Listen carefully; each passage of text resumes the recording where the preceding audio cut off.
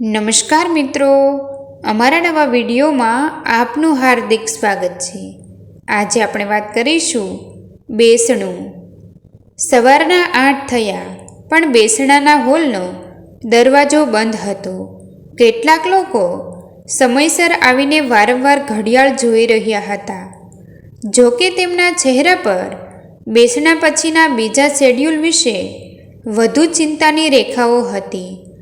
જલ્દી શરૂ થાય તો થોડીવાર બેસીને નીકળી જઈશું તેવી ઉતાવળ લઈને ઘણા આવ્યા હતા।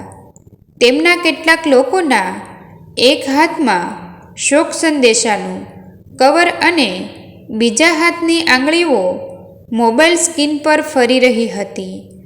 કેટલી વાર બહાર ઊભેલા 25 ટોળામાંથી જેને ઉતાવળ હતી તેને બાજુવાળાને ધીરેથી કહ્યું, લાગે છે અંદર હજુ તૈયારી ચાલે છે।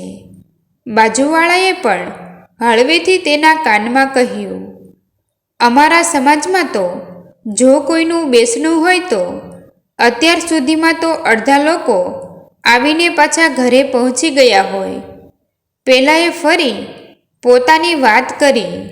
ધીરે ધીરે બહાર લોકોનું ટોળું જમા થઈ બેસણા માટે રાખેલા હોલનો દરવાજો ખુલે તેની રાહ જોઈ રહ્યા હતા। થોડીવારમાં દરવાજો ખુલ્યો અને તે ઘરના એક વડીલ બહાર આવ્યા અને તેને સૌની સામે હાથ જોડી ક્ષમા યાચના કરતા હોય તે મુદ્રામાં ઊભા રહીને ધીરેથી બોલ્યા, તમને સૌને તકલીફ પડી રહી છે તે બદલ માફ કરશો। અમારે તૈયારી કરવામાં મોડું થયું છે। તેમના શબ્દોમાં સરળતા હતી। અરે વડીલ, કોઈ વાંધો નહીં। કોઈ કામમાં અમારી જરૂર હોય તો પણ કહેજો। જેને ખૂબ ઉતાવળ હતી તેને જ અચાનક પોતાનો શબ્દ વ્યવહાર ફેરવીને લાગણી પ્રદર્શિત કરી। અરે ના ના, આ તો જ્વલતની દીકરી જીદે ચડી છે। મારે પપ્પા જોઈએ ને જોઈએ જ। તમે બધા જ 2 દિવસ પહેલાં મારા પપ્પાને બાંધીને ઉપાડીને લઈ ગયા હતા। બસ હવે તમે બધા જ મારા પપ્પાને પાછા લઈ આવો। જો કે તે 6 વર્ષની, તેને શું ખબર કે મોતના દરવાજે ગયા પછી ક્યાં કોઈ પાછું આવે છે। તેને કેવી રીતે સમજાવવી? અમારે તેને અહીંથી દૂર લઈ જવી છે પણ તે તેના પપ્પાના ફોટા પાસે જ જીદ કરીને બેઠી છે। હું અહીં જ બેસીશ અને બધાને કહીશ કે મારા પપ્પાને પાછા લઈ આવો। આજે મારા પપ્પાનો જન્મદિવસ છે। મારે કેક કાપવી છે, તેમને ખવડાવવી છે અને પેલા વડીલ પોક મૂકીને રડી પડ્યા। એક બીજા વડીલ તેમની પાસે પહોંચી ગયા અને તેમની પીઠ પર હાથ ફેરવીને દિલાસો આપ્યો। જ્વલંત લાખોમાં એક હતો પણ આ તો અણધારી આફત। કુદરતની પણ કેવી ક્રૂરતા કે ભર જુવાનીમાં બોલાવી લીધો।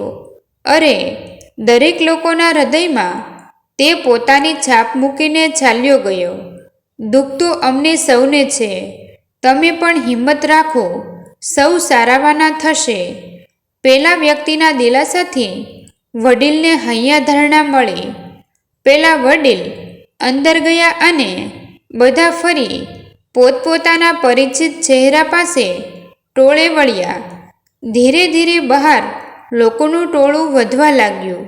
સૌ કોઈ દરવાજો ખુલે તેની રાહ જોઈને મીટ માંડી રહ્યા હતા અને ઘણાને બેસણાનો રિવાજ પતાવી નીકળવાની પણ ઉતાવળ હતી। જ્વલંત, જેનો 2 દિવસ પહેલાં જ સ્વર્ગવાસ થયો, એક સરળ વ્યક્તિત્વ, સદાય હસતો ચહેરો અને મદદ માટે તેના હાથ હંમેશા લંબાયેલા જ રહેતા। સમાજ, સોસાયટી અને સૌ કોઈમાં તે આદર્શ વ્યક્તિ તરીકેની ઓળખ બનાવી ચૂક્યો હતો। તેનું અકાળ મૃત્યુ સૌને આંચકો આપી દે તેવું હતું। જ્વલંત જિંદગીના ઘણા કપરા સંજોગોમાંથી સંઘર્ષ કરીને આગળ વધ્યો હતો. જોકે તેને પોતાની લીલી વાડી બનાવી પણ નહોતી. ઘરની કોઈ આર્થિક સદ્ધરતા પણ નહોતી આવી. હવે બધું એકાએક છોડીને ચાલ્યા જવું, ઘર પરિવાર જાણે હવે થોડા દિવસોમાં જ પડી ભાંગશે તેવી સ્થિતિએ પણ પહોંચી જાય. જ્વલંત પાસે કોઈ સરકારી નોકરી નહોતી કે કોઈ બેઠી આવક પણ નહીં. એક સામાન્ય કંપનીમાં નોકરી કરતો અને અચાનક જ વિદાય લઈ લીધી. ઘરનો મોભી કે કમાઉ દીકરો બધું એક જ હતો જ્વલંત. જ્વલંતના બેસણા માટે હોલની બહાર લોકોની ભીડ વધી રહી હતી. પેલા દિલાસો આપનાર માણસને કંઈ સૂઝ્યું હોય તેમ તેને સૌની સામે જોઈને કહ્યું, આમ તો હું પણ તમારી જેમ એક રિવાજ નિભાવવા જ આવેલો વ્યક્તિ છું. આપણે સૌએ આમ જ અનેક બેસણામાં હાજરી આપી છે.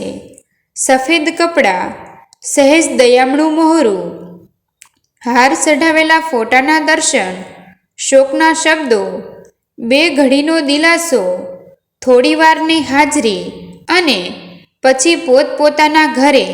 જોકે હું તમને કોઈને સલાહ કે સૂફિયાણી વાતો કરવા નથી આવ્યો, પણ આજે મને એમ લાગે છે કે આ બેસણું એટલે શું તે આપણે વિચારવું પડશે. જ્વલંત તો ગયો, પણ આવતીકાલથી તેના પર નભી રહેલા પરિવારનું શું? બેસણું આપણે એક રિવાજ ન બનાવતા તે પરિવાર માટેનો સાચા અર્થમાં આધાર બનાવીને દેવો જોઈએ. આપણો 2 મિનિટનો દિલાસો એ માત્ર બેસણું નથી અને તેનાથી જ્વલંતના પરિવારને આવનારા સમયમાં કોઈ ફરક નહીં પડે. આ દરવાજો ખુલશે એટલે એ જ કાયમી જૂની પ્રથા શરૂ થશે. સામે જ્વલંતની દીકરી તેના પપ્પાની રાહ જોઈને બેઠી છે.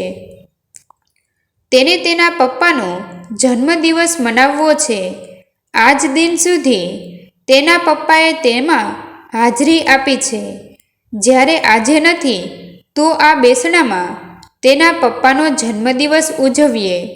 મારો મતલબ કોઈ પાર્ટી કરવાનો નથી, પણ જ્વલંતની તસવીર પર ફૂલ ચઢાવવાની સાથે તેના પરિવારને આવતીકાલના ભવિષ્ય માટે થોડી મદદ કરીએ. પેલા ભાઈ થોડીવાર ચૂપ થઈ ગયા. તો શું કરવું જોઈએ?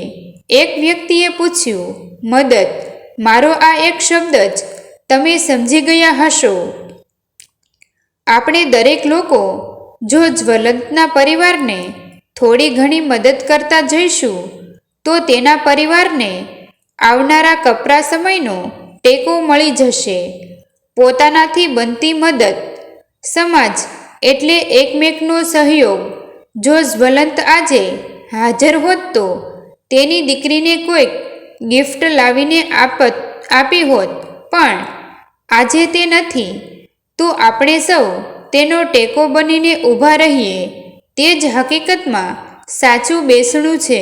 અને પેલા ભાઈએ પોતાની વાત પૂરી કરી. થોડીવાર સૌ એકમેકની સાથે ગુપચુપ કરવા લાગ્યા અને સૌએ તેમની વાતને ગંભીરતાથી લીધી.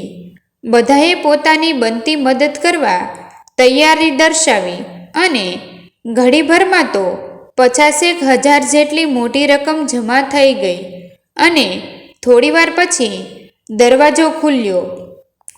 પેલો વ્યક્તિએ મંગાવેલી કેક જ્વલંતની હાર પહેરાવેલી તસવીર સામે મૂકી અને તેની દીકરીને બોલાવી અને કહ્યું, બેટા, તારા પપ્પા લાંબી સફરે ગયા છે. તેમને આવતા વર્ષો લાગશે. તેમને આ કેક મોકલાવી છે. લે, તું આજે કાપીને બધાને ખવડાવી દે. તે અણસમજુ દીકરીએ કેક કાપીને તેના ટુકડા બધાની સામે ધર્યા. બધાએ વહાલથી તે ટુકડો લીધો, પણ બધાની આંખોમાં આંસુ હતા. છેલ્લે તે દીકરી પેલા વ્યક્તિ પાસે આવી અને બોલી, અંકલ, બધા કહે છે મારા પપ્પા મરી ગયા છે. હવે તે પાછા નહીં આવે, પણ મને ખબર છે કે તે મને મૂકીને ક્યાંય જાય નહીં. તે એકવાર જરૂર આવશે અને જ્યારે આવશે ત્યારે ખૂબ મોટી કેક લાવીશું અને હું તમને બધાને બોલાવીશ, પણ કોઈને સફેદ કપડાં પહેરીને નહીં બોલાવું. મારી મમ્મી બહુ રડે છે. તેને કહી દો કે ભલે તે ભગવાનની પાસે હોય, તેમના ધબકારા તો મારા હૃદયમાં મને સંભળાય છે. અને તે પેલા વ્યક્તિને વળગી પડી. પેલા વ્યક્તિએ તેના માથે હાથ ફેરવતા કહ્યું, હા દીકરી, પિતાનું હૃદય તો કાયમ દીકરીના હૃદયમાં જ ધબકતું હોય છે. અને એકઠી કરેલી રકમ દીકરીના હાથમાં આપી કહ્યું, લે આ તારા પપ્પાએ મોકલ્યા છે, મમ્મીને આપજે. પેલા વડીલે આ દ્રશ્ય જોઈને તેમની નજીક આવ્યા અને પૈસા ભરેલું કવર જોઈને પરિસ્થિતિને પામી ગયા અને પૂછ્યું, તમારો પરિચય? પેલા વ્યક્તિએ પોતાનો પરિચય આપતા કહ્યું, હું જ્વલંતની સાથે કામ કરું છું. મારી દીકરીના લગ્ન સમયે મારી પાસે પૈસા પણ નહોતા, ત્યારે જ્વલંતે ફેક્ટરીની બહાર ઊભા રહીને મને મદદ કરવા સૌને વિનંતી કરી હતી અને ટીપે ટીપે સરોવર ભરાય તેમ મારી દીકરીનો પ્રસંગ સચવાઈ ગયો હતો. જ્વલંતે મારી દીકરીને ખુશ કરી હતી, તો તેની દીકરીને દુઃખી થતાં હું કેમ જોઈ શકું? અને જ્વલંતની વહાલસોઈ દીકરીને વળગી પડ્યા. તમને જો આ વિડીયો પસંદ આવ્યો હોય તો વિડીયોને લાઈક અને તમારા અન્ય સગા સંબંધી મિત્રો સાથે વિડીયોને શેર કરવાનું ભૂલતા નહીં. અને આવા જ નવા જીવન ઉપયોગી, જીવનમાં કંઈક નવું કરવાની પ્રેરણા મળે તેવા વિડીયો જોવા માટે અમારી ચેનલ સાથે બન્યા રહો. થેન્ક યુ મિત્રો. મળીએ છીએ એક નવા વિડીયો સાથે. આભાર.